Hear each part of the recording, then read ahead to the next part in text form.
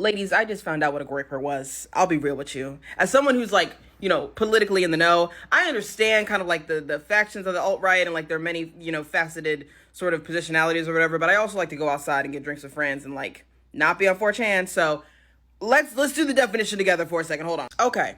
The Groypers, sometimes called the Groyper Army, are a group of alt-right white nationalist and Christian nationalist activists led by Nick Fuentes of, Your Body, My Choice fame. Members of the group have attempted to introduce alt-right politics into mainstream conservatism in the United States and participated in the January 6th United States Capitol attack and the protests leading up to it. They have targeted other conservative groups and individuals whose agendas they view as too moderate and insufficiently nationalist.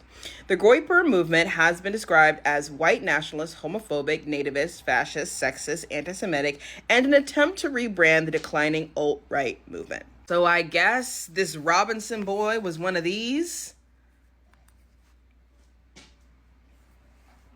I keep thinking about that vigil in California for Charlie Kirk that quickly turned into a tiki torch rally where they started screaming at the top of their lungs, "White men fight back." Fight who, girl? Genuinely, fight who?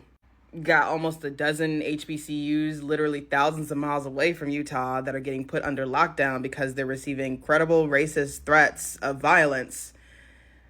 Whole time, you know what I mean? It's just like, what's really going on? Like, what are you really mad about? You know what I mean? And this just goes to show for me, and I said this in an earlier video, people keep talking about how this is going to make things worse.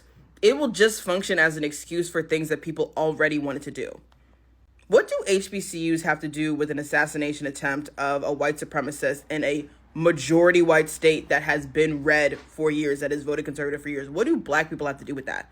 Especially when the assailant seems to be someone who found the victim to be not conservative enough. Because it's not really about the action, right? It's not really about the moment that it happened. What it is about finding an excuse to act on your worst impulses as a bigot.